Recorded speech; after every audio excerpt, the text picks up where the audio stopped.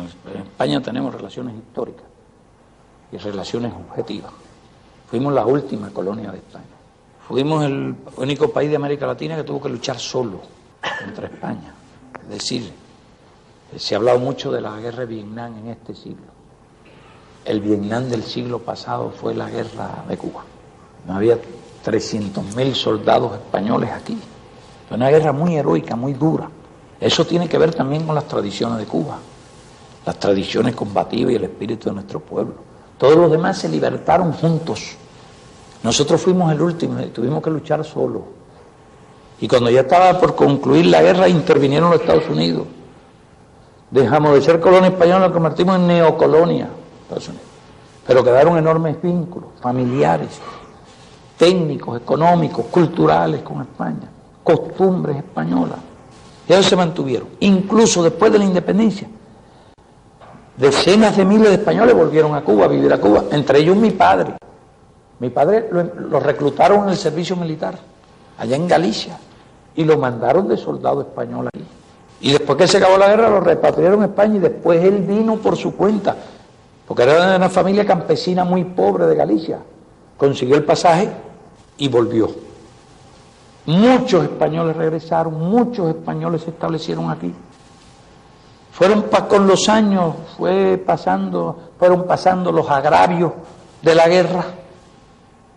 Empezó la influencia de una nueva cultura, la norteamericana, un proceso de colonización no solo económica, sino cultural. Creo que nuestras raíces españolas y nuestra parte cultural española, porque tenemos cultura africana y cultura española, nos ayudó a resistir esa penetración. Pero bien, es decir, relaciones fueron históricas. Triunfa la revolución, empieza una lucha contra el neocolonialismo. Estaba Franco en España y nosotros realmente éramos muy críticos de Franco. Y a pesar de nuestras críticas y nuestras diferencias ideológicas con el régimen, el gobierno español se mantuvo firme y mantuvo las relaciones económicas con Cuba y las relaciones diplomáticas. Eso hay que reconocerlo. Parece que un poco el orgullo español influyó en cierta forma. Y como en cierta medida España fue muy humillada en la guerra del 98. Al final de aquella guerra, oportunistamente, el Estados Unidos, que surgía como imperio, interviene con una mayoría abrumadora de armas, de hombres, derrota a España, hunde la escuadra española, impone condiciones humillantes a España. No hay que olvidarse que la intervención de Estados Unidos significó para nosotros el surgimiento de una nueva potencia neocolonial y significó para España una gran humillación. Yo creo que los vínculos que existían entre España y Cuba y un poco el orgullo español y tal vez hasta el recuerdo de la humillación española puede haber influido en el hecho de que España se mantuvo firme, incluso el gobierno de Franco, debo decirlo. Y éramos adversarios ideológicos y críticos del gobierno español. Sin embargo, se mantuvieron las relaciones diplomáticas y económicas. Cuando se produce el cambio en España, las relaciones fueron mejorando. Ya dejaron de ser unas relaciones simplemente diplomáticas, formales y económicas. Se desarrollaron más en los intercambios culturales. Se hicieron más contactos de tipo político, ya más contactos directos con el gobierno que no habían existido antes. Se produce por primera vez la visita de un jefe de Estado o de gobierno, porque el jefe de Estado es el rey. Al rey lo hemos invitado y yo siempre le insisto en que estamos esperando su visita por aquí. Pero se produce la visita del jefe de gobierno, mejoran las relaciones, se hicieron contactos muy amistosos. Yo debo decir que desarrollé las relaciones muy satisfactoriamente con Suárez, se portó muy amable, nosotros, se interesó por Cuba y ya eso significó un mayor desarrollo de las relaciones. En todo ese periodo conocíamos a Felipe como adversario, como líder del Partido Socialista y de la oposición. Visitó Cuba con delegaciones socialistas, ha visitado más de una vez nuestro país o ha transitado de viaje hacia Panamá y lo he visto en el aeropuerto, o me he encontrado con él como en Nicaragua. Hemos tenido muchos contactos, relaciones personales buenas y lógicamente hay una mayor afinidad política en el nuevo gobierno español con el Partido Socialista Obrero Español. No tenemos los mismos puntos de vista, las mismas concepciones, pero como partido de izquierda tenemos más relaciones, más cercanía en lo político y más relación personal con él.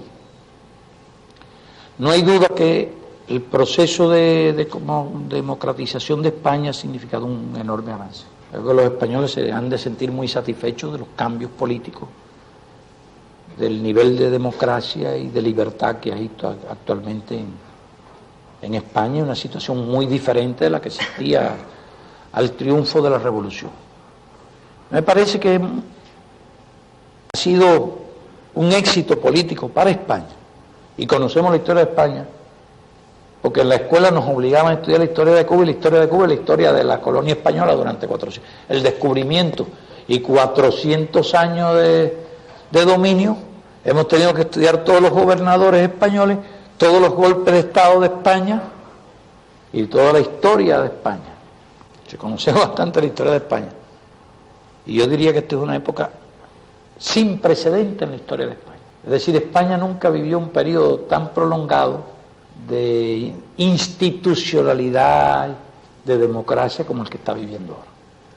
Esperamos que ese periodo se prolongue indefinidamente.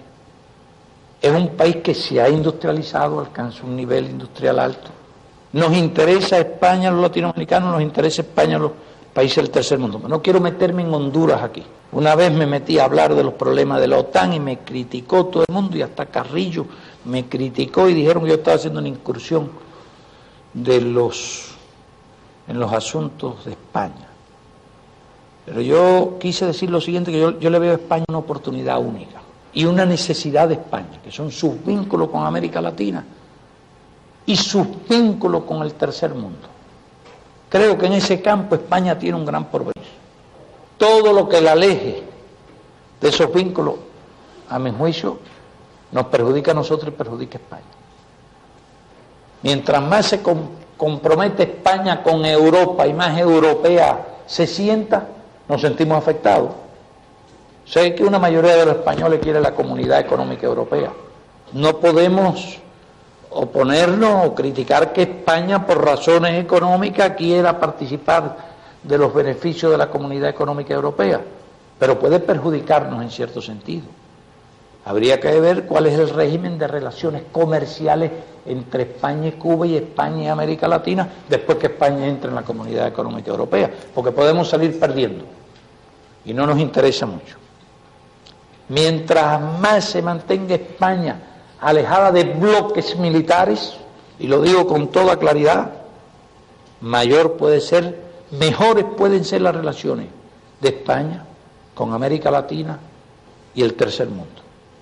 Y yo veo en este momento en que surge en España la época de la institucional, la época de la democracia, del desarrollo. España, que ha cometido muchos errores históricos, considero que cometería un gran error histórico en renunciar al grado de confianza y al grado de relación que puede existir entre América Latina, el tercer mundo y España, por el hecho de que España forme parte de un bloque militar. Y lo digo realmente sin quererme meter, simplemente estoy defendiendo mi razonamiento, y ya una vez me busqué una gran crítica por esto. Hasta los comunistas españoles me criticaron. No me meto, pero y acogiéndome a mi parte de español y a la libertad de derecho de España, me tomo la libertad de dar este punto de vista. Quisiéramos a España neutral, quisiéramos a España fuera de bloques militares. Si España se compromete con un bloque militar, adiós las magníficas posibilidades que existen hoy de algo que necesitamos nosotros y necesita España. Son sus relaciones con América Latina y sus relaciones con con el tercer mundo.